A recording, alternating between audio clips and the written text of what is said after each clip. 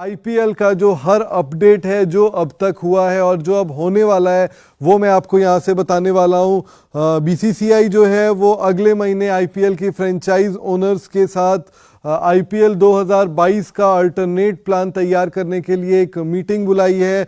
Original plan जो है IPL का वो ये है कि उसे हिंदुस्तान में कराया जाएगा, घर में और अवे बेसिस में, यानी कि इंडिया में और बाहर दोनों जगह कराया जाएगा। लेकिन इसका जो रोड मैप है वो तैयार करने के लिए बीसीसीआई ने फ्रेंचाइज ओनर्स के साथ अगले महीने एक मीटिंग बुलाई है।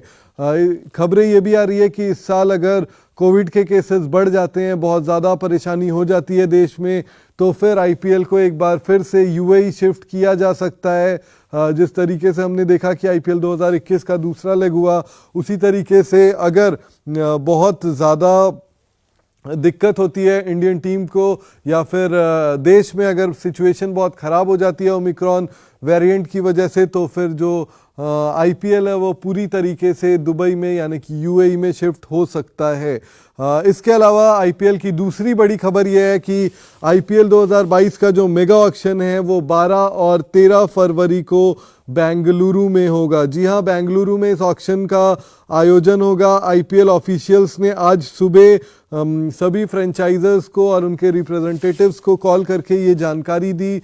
इंडिया टीवी क्रिकेट इस बात की पुष्टि कर सकता है और कर भी रहा है कि 12 और 13 फरवरी को बेंगलुरु में यानी कि बेंगलोर में जो आईपीएल का मेगा ऑक्शन है वो होने वाला है। बीसीसीआई के जो अधिकारी है उन्होंने ये भी बताया कि भले ही जो ये मैच है ना, ये जो तारीख है, इस तारीख को इंडिया और वेस्ट इंडीज़ का कोलकाता में एक इंटरनेशनल मैच भी होने वाला है, एक वनडे मुकाबला भी होने वाला है, लेकिन इससे कोई दिक्कत जो है वो जो है वो नहीं होगा। इंडिया वो जो है वो आईपीएल के मेगा ऑक्शन में इससे कोई दिक्कत नहीं होगी। बोर्ड ने हर फ्रेंचाइज को यह एश्योरेंस दिया है कि मैच जो है अलग है, इंटरनेशनल गेम अलग है और आईपीएल का जो ऑक्शन है वो पूरी तरीके से अलग है और उसका कोई लेना देना जो है वो नहीं है। और ऑक्शन जिस तरीके से प्लानिंग अभी हो रही है 12 और 13 फरवरी की, वो उसी तरीके से आगे बढ़ेगी। आपको बता देते हैं कि जो है ना इंडियन टीम को 12 फरवरी को कोलकाता के ईडन गार्डन्स में एक ओडीआई मैच खेलना है और इसीलिए फ्रेंचाइजर्स ने जो है वो थोड़ी सी वो कहा था उन्होंने कि 12 और 13 तारीख को अगर आप ऑक्शन रख रहे हैं और 12 तारीख को इंडिया का मैच भी है तो फिर ये पूरी चीज़ें कैसी होगी। लेकिन बोर्ड ने इस बात की एश्योरेंस दी है ओनर्स को और फ्रेंचाइजर्स को, कहा है उन्होंने कि ये दोनों अलग चीज़ें हैं, इसका आपस में कोई तालमेल नहीं है, इसलिए जो तमाम चीज़ें हैं वो स्मूथली अलग से हो जाएगी।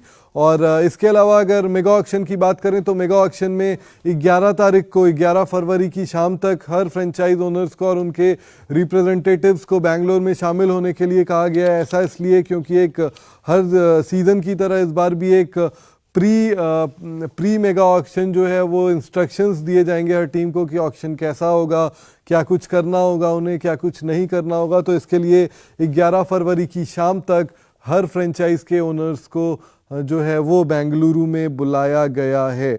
इसके अलावा बीसीसीआई जो है, बीसीसीआई ने हर इंटरनेशनल क्रिकेट बोर्ड को और भारत में बीसीसीआई के अंडर जो स्टेट एसोसिएशंस हैं उन्हें भी हाल ही में एक चिट्ठी लिखी है जिसमें उन्होंने कहा है कि जो खिलाड़ी हैं जो ऑक्शन में शामिल होना चाहते हैं उनका नाम जो है वो इंटरनेशनल बोर्ड्स और स्टेट एसोसिएशंस भेज दे।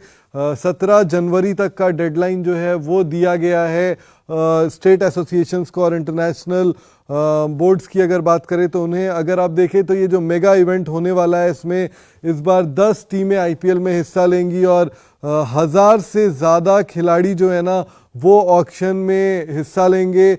उनके नाम पर जो है वो हथौड़े चलेंगे, यानी कि जो है वो बिडिंग होगी और 200 से 250 जो लगता है जो प्लेयर्स जो है ना वो इस ऑक्शन में बिकेंगे। तो ये एक बड़ी खबर मेगा ऑक्शन से पहले हम आपको दे रहे हैं।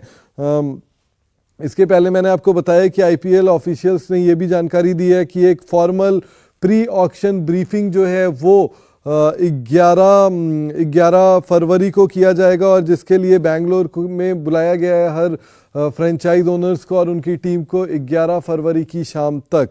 इसके अलावा अगर बात करें दो नए फ्रेंचाइजर्स की तो सीवीसी कैपिटल्स जो है, सीवीसी कैपिटल्स को कोई दिक्कत नहीं होगी। जो लेटर ऑफ इंटेंट है जो बीसीसीआई ने अब तक नहीं दिया है, चूँकि एक लीगल बैटल में ये पूरी लड़ाई जो है वो फंस गई थी, लेकिन अब जो है वो सीवीसी कैपिटल्स को क्लीन चिट मिलने वाली है। हमने इससे पहले भी आपको ये जानकारी दी थी कि सीवीसी कैपिटल्स को कुछ बहुत ज़्यादा इशू जो है वो नहीं होगा इस ऑक्शन की अगर बात करें तो, क्योंकि उनके दो तरीके के फंड्स जो हैं वो चल रहे थे। एक यूरोप के फंड्स थे, एक एशिया के फंड थे, और यूरोप के फंड से बेटिंग जो है वो चल रही थी, और बेटिंग उन देशों में लीगल भी है।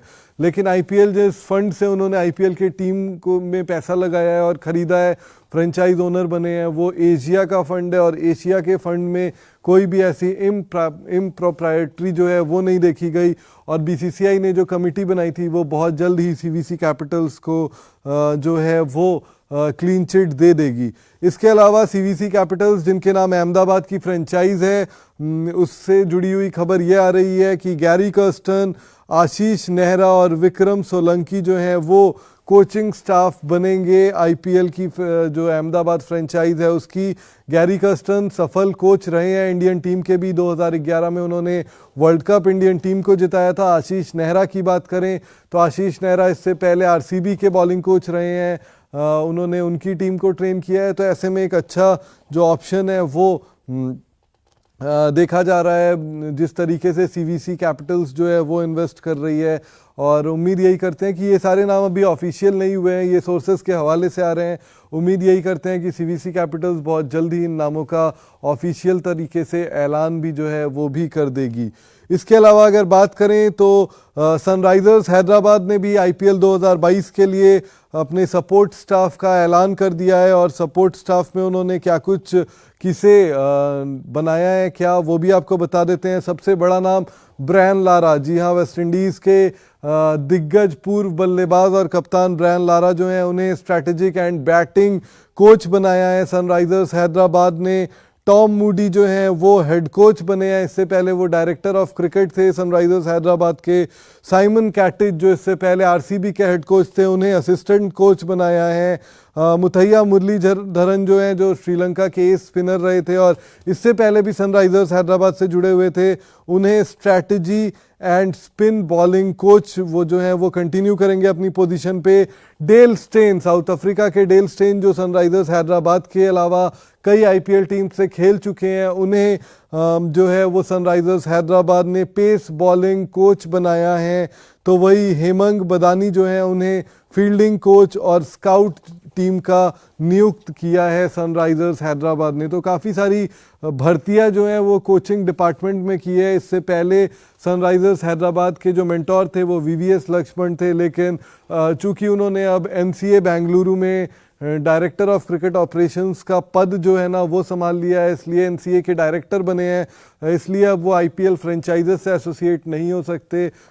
तो इसलिए इतनी भारी भरकम जो बड़ी सी कोचिंग स्टाफ है वो एसआरएच लेकर आई है। एसआरएच की अगर बात करें तो उन्होंने 3 खिलाड़ियों को रिटेन किया, और इसके अलावा पिछला सीज़न उनका बिल्कुल भी अच्छा नहीं रहा और सनराइजर्स हैदराबाद जो है वो टेबल में लास्ट पोजीशन पर रही थी। और उम्मीद यही करते हैं कि 2022 में जिस तरीके की भारी भरकम सपोर्ट स्टाफ सनराइजर्स हैदराबाद ने रखी है उसे उसके साथ सनराइजर्स हैदराबाद टेबल में जो है ना वो आगे ज़रूर जाएगी, इसकी उम्मीद हम सभी कर रहे हैं। इंडिया टीवी हर वक्त हर जगह डाउनलोड करने के लिए सर्च करें India TV news Google play store या ऐप स्टोर पर।